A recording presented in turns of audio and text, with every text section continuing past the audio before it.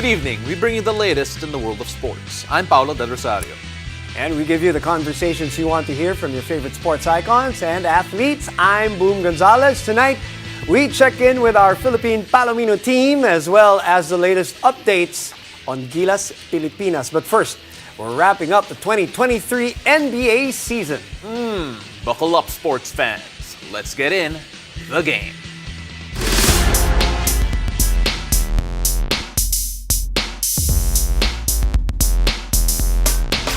Well, as the curtains draws on a historic NBA season, it's time to look back at another epic year with a special set of awards courtesy of basketball analyst Coach Mark Molina. Coach, you have a lot of interesting points here, including ones that I feel aren't as bad as we painted it out to be, but we'll get to that in just a bit.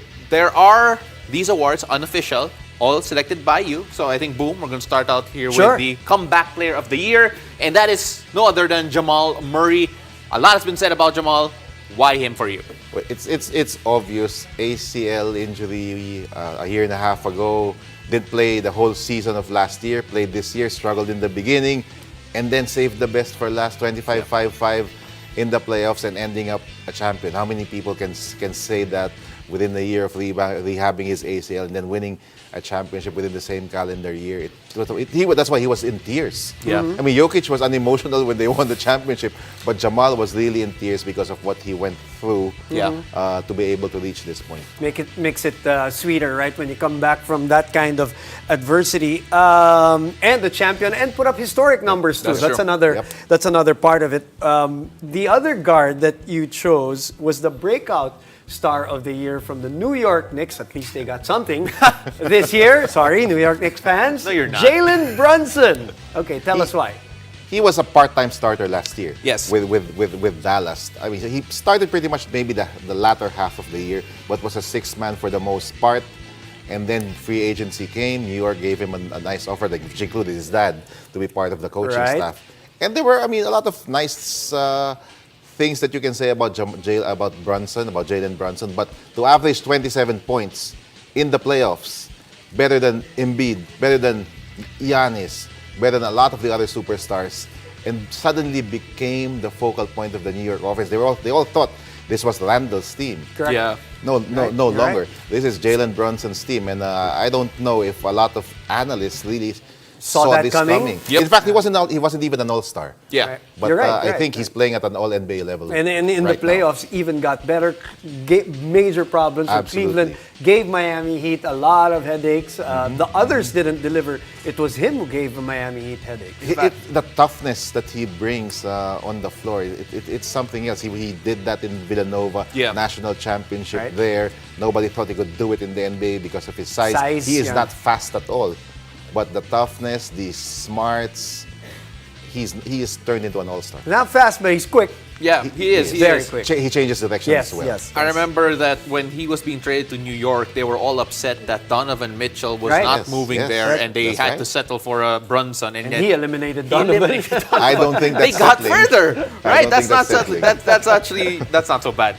The New York Knicks fans should be happy about the future. Of course, the best performance of the year. There's so many performances to pick from, but we have to give our flowers to a certain Jimmy Butler, who really, in that series against the Bucks, seemed like a man possessed. They were not afraid of Milwaukee. Prior to that ankle injury, he was with beast. all due respect to Jokic, No. 30-20-10 in the finals. Yes. Which was something else. But because nobody was believing Miami at this point.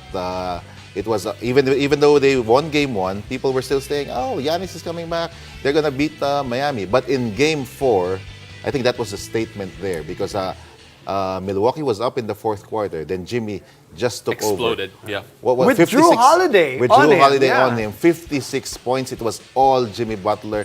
It was a performance for the ages. And then the next game he scored, I think 42.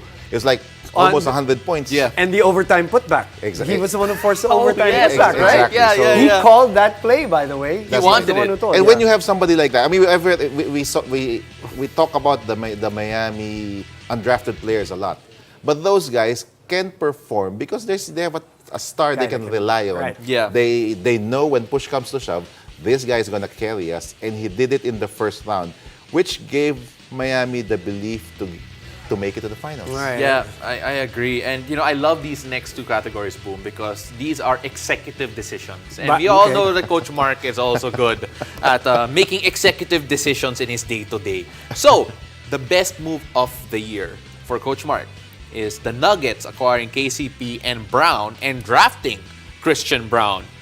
Just how impressive was this front office of the Denver Nuggets? Very impressive, especially since this is the first year of Calvin Booth as the GM.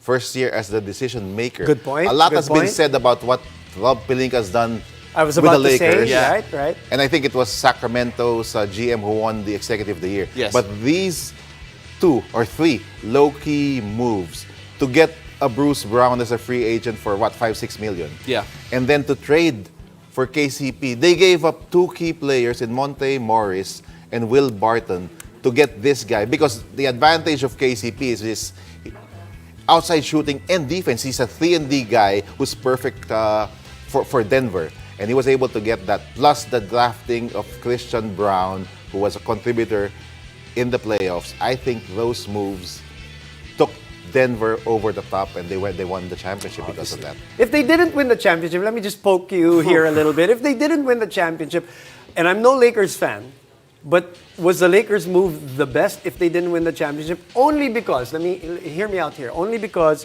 they were not considered to be a playoff team prior to the move, and then they went as far as they did. What do you think about that? It was very good because it turned a bad team, a lousy team, into a contender. Right. So you can argue that. Okay.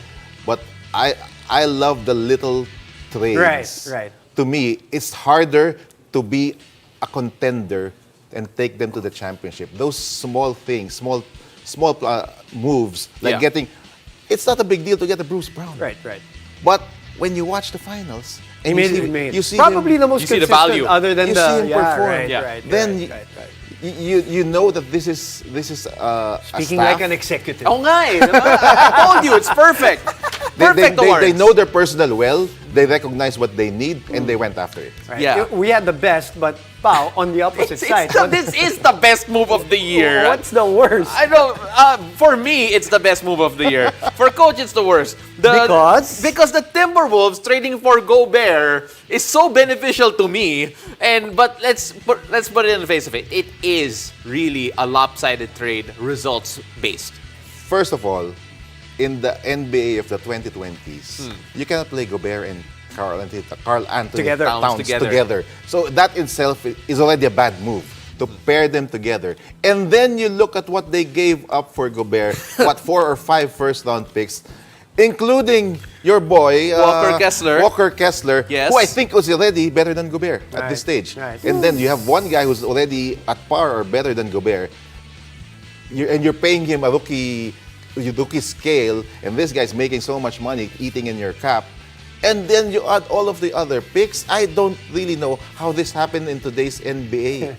Yeah, I don't know either, but I love it. I Right? love it. I mean, like, being completely biased there. But Utah will probably win the championship down the road because of this pick. Because of all the assets that they got. can from we this pick. end the show now? No.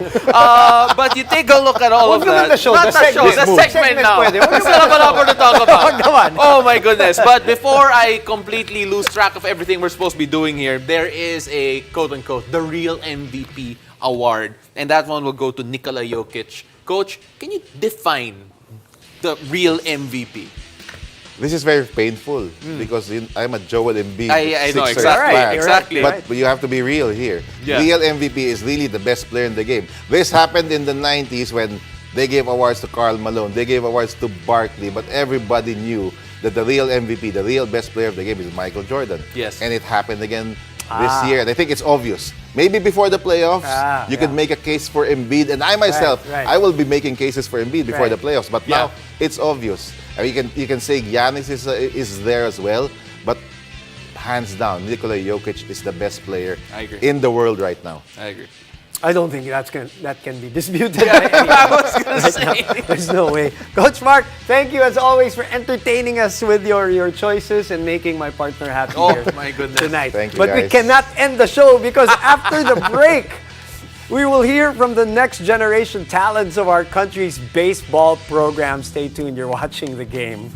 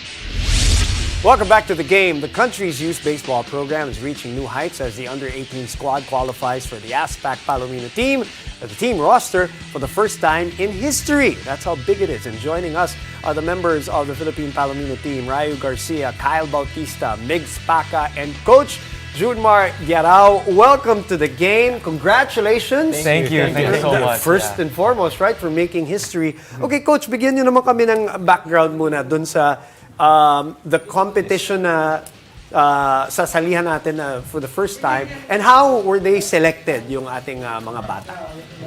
Yung sasalihan po namin league doon, andun yung mga top teams in the world, hindi lang sa Asia, andun yung Japan, I think Taipei, Okay. and then Australia, I think. And then, so yun, we prepare for this tournament talaga since January hanggang June po siya. 6 months hindi po siya, I think, madali. Kasi they are students eh. Siyempre. So they study talaga? Yeah. Okay. Okay, sige. At clarify natin, si Coach hindi estudyante, ha? Oo. Parang Kala nga namin sa dati siya kanina eh. Oo. Then marami silang activities, andun pa yung Yeah. entrance exam sa mga colleges nila. Right. Yeah. Again. So, very difficult talaga. Oh, and under 18s ang lahat. So, you all look under 18, don't worry. But, Migs, I want to start off with you first. No bias because I know you're from Lasal Zabel. You take a look at the process of getting in and being part of this team from all different schools and trying to compete at a high level. Can you tell us a bit about how you got in and how the team was formed from your point of view? Tell us your position too, please. Yeah. So I play second base, third base, and pitcher. And the way that I got into this team was because right now I'm 17, and the tournament is an under 18, so I hit the age cutoff. And I think the way I got selected was that my skill was on par with the highest level that we may have in the Philippines. And my attitude towards the game of baseball and coaching and playing that I can be coached and I'm ready to give my all on the field no matter what happens. I like the attitude. Love that. I like that. Yeah. All right, Kyle, tell us your position and tell us about the training and the preparation so far for this competition. Yeah, sure. So I'm actually one In of the school, please tell us. Yeah, sure, of course. So I'm actually one of the catchers for the team. So the one behind the home plate wearing gear. Yeah. I'm from South Green Hills. So, you know, especially since we've been starting for like only 6 months, it may seem like a long time, but it really isn't. For like something that we're training for Yeah. at this level, it's a different level talaga. Nothing we've seen before. So like no expectations going in. So throughout the 6 months, of course, we had to miss a few practices due to like school conflicts or extracurriculars, of course. And yeah, it's been really hard trying to get here, especially with the amount of fields we have currently, because it's very limited. Especially since a lot of the baseball fields actually were taken down, turned to like different complexes, buildings. of During the sort. pandemic, Yeah, also, especially, right? yeah, Right, during and the pandemic. you guys have done nothing since 2019, if I'm not mistaken. Yeah, right? internationally, yeah, we haven't done Right, anything internationally. since 2019. Yeah, Ryu, I'm just going to say it out loud here, just to show there's no bias here. He is from Ateneo de Manila and a champion with the Pasig Knights in Little League Philippines in the Series 2022. So, they mentioned it a while ago. Naghahabol kayo in terms of preparation because not a lot has been happening in terms of international competition. Dagdag pressure ba yun in terms of the urgency na kailangan nyo na to reach a certain level by the tournament? Actually, it does add pressure to it as long as we know the competition is actually really hard, especially it being 19 under and me being the youngest in the team at 15. It was actually making our expectations, we gotta get to this level and try our best to compete against the best teams in the world. It just adds pressure to it, but we're gonna tackle it as a team itself. Yeah. And we've been preparing for it for 6 months. We've known each other for a while. We know how each other plays. So that's how we're gonna tackle it and prepare for the battle. Okay, Coach, gusto ko malaman ano ang sabi ni Kyle. No expectations, but obviously you set your own expectations for the competition. So ano expectations ng team pag pinag-uusapan nyo? At sino yung mga powerhouses dito na ano? Kasi gusto ko rin malaman saan tayo lulugar dito. Anong ranking natin historically coming into this competition? Like, Japan talaga. We look for Japan talaga. Yes, correct. Yeah, world Other than Japan. number sige. one. Number one talaga yan. Oh. Yeah, maybe we are the rank in China. Okay. Yeah, China. Okay. And then we hope hindi pa namin nakikita yung like Australia. So nakakapag-scout ba kayo? Do you know the competition? Hindi rin. Actually, though, please, our coaches, they send us videos of these prospects that play in different countries. Yeah. And of course, we're gonna get challenged by seeing them, seeing the skills that they have and what we need to tackle against them. So we know how they'll play, we know how they're gonna approach us, but at the same time, we've also prepared for them. We know them better than they know us. Because mentioning that again, it's actually our first time playing in the Palomino tournament. Yeah. The Palomino division, rather. Correct. And they don't know us that well compared to us knowing them, how they play the sport, how they train for the sport. And it will just come out as us being underdogs for the tournament, but it's actually really good because that means we have a better chance against them. Just a clarification, right? I know, Kyle, you wanted to say something. Palomino is not the team, it's a division. It's a division. Just in case Yeah. malito, no, for those who are watching. Yes, you wanted to say something. Palomino is actually the division we're playing in. It's one of the brackets where, for our specific division, it's 18U. We're Team Philippines, of course, but yeah, Palomino is a division within baseball. So it's among one of the like 19U, 18U, for specifically us, yeah. So we'll be competing at 18U. Migs, na-mention ni Ryu that the teams that are gonna face you don't know you guys yet. How do you feel they're gonna know you once you actually play against them? What do you think is the impression you're gonna leave upon your opponents during the game and after? I think the impression that we want to leave on our opponents is that as soon as we play our first game, we should come out hot and we should come out strong, trying to show the opponents that we are a good team and we aren't just an easy win. And I think that we have to show our best of the best in our first game and continue staying hot until our last game, hopefully winning the championship and moving on to the World Series. Hopefully.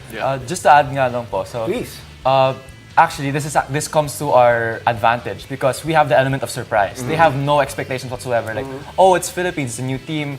They're probably going to be easy to beat, but we want to be able to show up and actually plant our country as an actual competitor in this tournament. Especially since it's the first time the Philippines is actually competing at this level. Yeah. Everything internationally has been in lower levels. For 16U, 14U, this is actually the first time the Philippines is actually competing at this level, Palomino. Right. Yeah, so that's why it's an exciting time. Yeah. Coach, obviously the rest of the team is not here. Yeah. Paano yung selection process? Ano yung thought process behind that? No, kasi may mga tournament din to mga to, Correct. high school like Right. that. We scout them. We scout Okay. them. Then, Anong naging mo? Parang yung naging kategorya at ano yung mga naging qualities like nila? number one talaga is attitude of the player. Okay. Yeah. Dapat kailangan commitment to the team. Hindi lang basta-basta magaling ka pero alam mo yung hindi mo nabibigay yung time mo sa team. Kasi it's team sport eh. Hindi naman individual. So, yun. Sila yung nag-commit. Sila yung kahit they have schools, activity, andun sila para mag-train. Pao, I just wanted to ask, Go ahead. Coach, meron ka bang ini-impart na knowledge knowing that you've Exactly. competed in the SEA Games, the national team?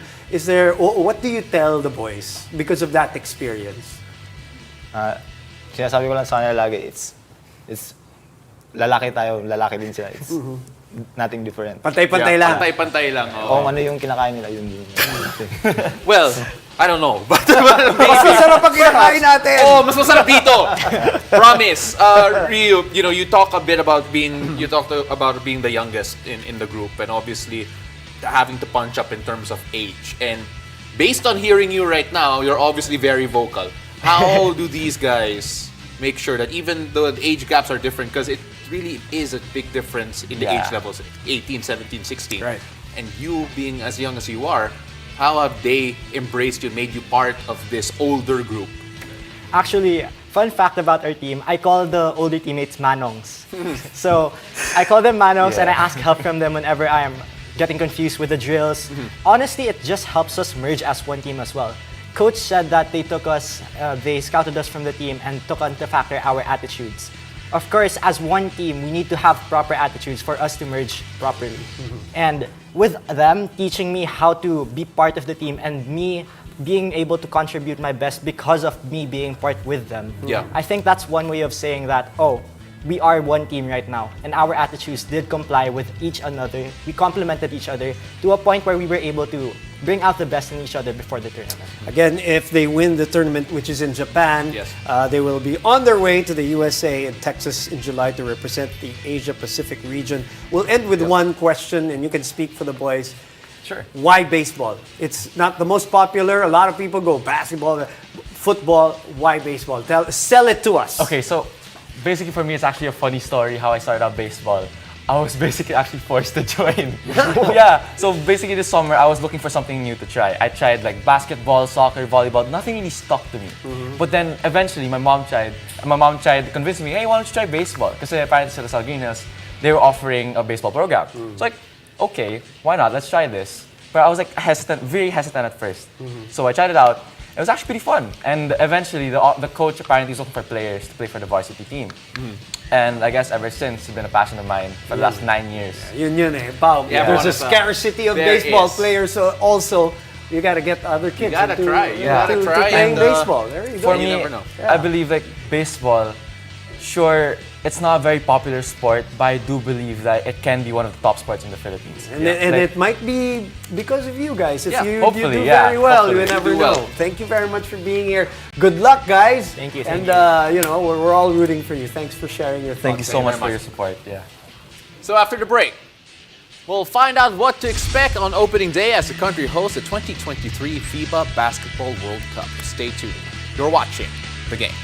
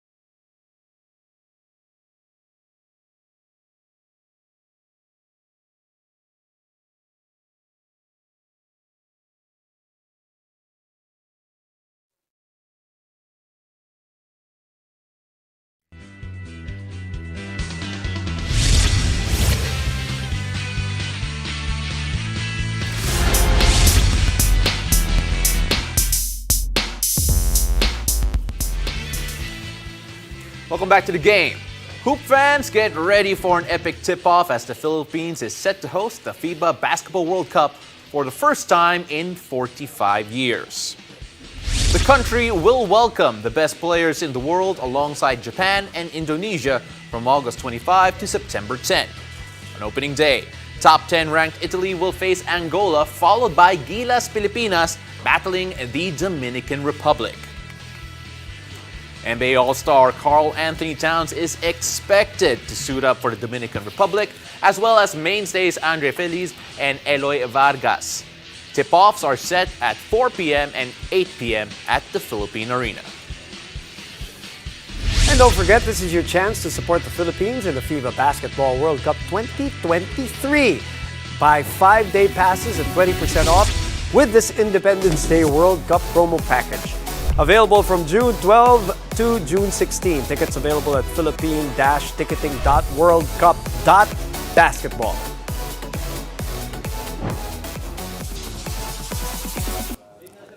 Thank you for joining us. Happy weekend. I'm Boom Gonzalez. Catch us weeknights here on One News, One Sports, and One Sports Plus. I'm Paolo Del Rosario, and this has been The Game.